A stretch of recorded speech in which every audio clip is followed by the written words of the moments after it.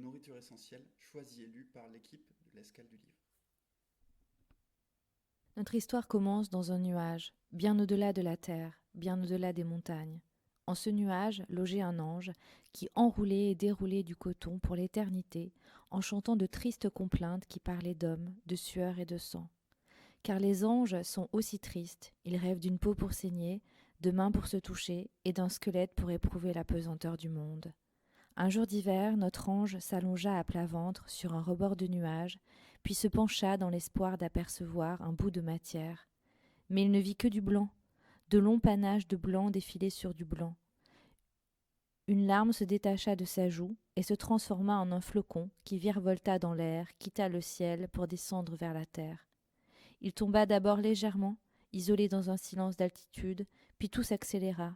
La pesanteur se fit plus importante, les contours du monde se précisèrent, les arêtes des sommets apparurent, et notre flocon se dirigea droit vers un profil d'humain qui se dessinait en contrebas. Il se rapprocha de la silhouette, frôla les cheveux noirs qui dépassaient d'un bonnet, s'écrasa sur une surface chaude et disparut instantanément, désintégré par la chaleur. Foutu neige, grogne Gaspard en passant ses moufles sur son visage rougi pour en ôter les flocons. Malgré ses skis, habillé de peau de phoque, il s'enfonce dans une poudreuse abondante. Allez, Solal, avance! À ce rythme-là, on va arriver au milieu de la nuit. Devant lui, son partenaire s'est arrêté, essoufflé par l'ascension. C'est bon, je vais reprendre. J'ai pas le même rythme que les autres. Faut que je me mette en jambes, ça va aller ensuite. Il halète, cela fait un petit nuage de vapeur qu'il tente d'emprisonner entre ses gants. Puis relève la tête. Autour de lui, le monde est en train de disparaître sous une épaisse couche de blanc qui colle le ciel à la terre. À droite comme à gauche, les montagnes jettent leurs murailles vers le ciel. Mais là, en pleine tourmente, il arrive à peine à déceler les pentes des deux flancs qui viennent se heurter en fond de vallée, formant un V parfait. On raconte qu'un jour, un géant aurait donné un coup de hache dans la croûte terrestre suite à un accès de colère.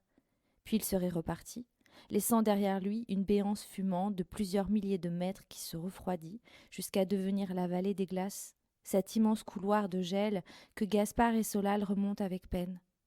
Pour ne pas se perdre, ils suivent l'unique installation humaine, la ligne électrique, un fil soutenu par des poteaux qui relient les hameaux de la vallée. La ligne électrique, c'est un soutien précieux à celui qui se perd, un frêle fil noir qui charrie la lumière à l'extrémité de la terre, un trait d'obscurité dans la blancheur du monde. Devant eux, les silhouettes de Vic et Isée semblent s'écarter de la ligne pour remonter sur la gauche, droit dans la pente. Allez, gamin, viens, faut vite relier le reste de la cordée avant que la neige nous perde, insiste Gaspard en accélérant le pas.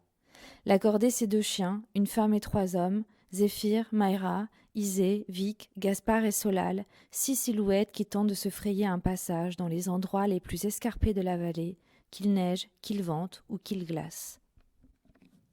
C'était un extrait du roman Le bord du monde est vertical, écrit par Simon Parco et paru aux éditions Le Mot et le Reste.